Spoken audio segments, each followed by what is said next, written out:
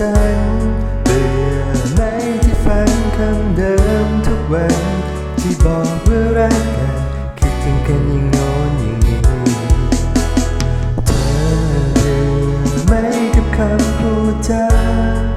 ที่บางครั้งไม่ค่อยจะดีต้องทะเลาะกันทุกทีทำให้มีน้ำตาจนบางครั้งก็กลัวนะกลัวเธอจะเบื่อฉันกลัวเธอไม่คิดถึงกันกลัวเธอไม่รักฉันอย่างเคยไม่รู้จะพูดอะไรให้เธอซึ้งใจมากไปก็กลัวเจ็บคอ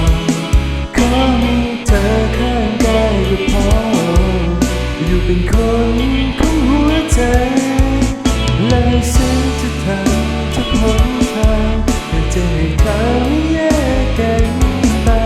จะอยู่กับเธอตราบจนวันตายให้ร่างกายถูกพันลงไปให้รักมันยืนยาว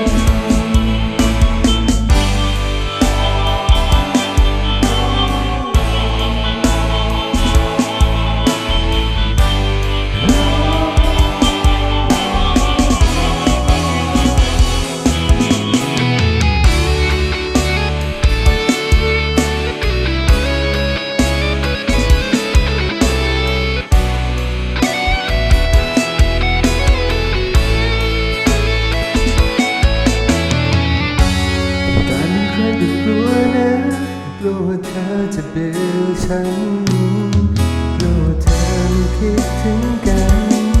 กลัวเธอไม่รักฉันแค่เคยไม่รู้จะพูดอะไรให้เธอซึ้งใจมากไปก็กลัวเจ็บคอเพราะมีเธอข้างกายก็พออยู่เป็นคนของหัวใจและฉันจะทำทุกคนใจเธอไม่แยกกันไปที่อยู่กับเธอตลอด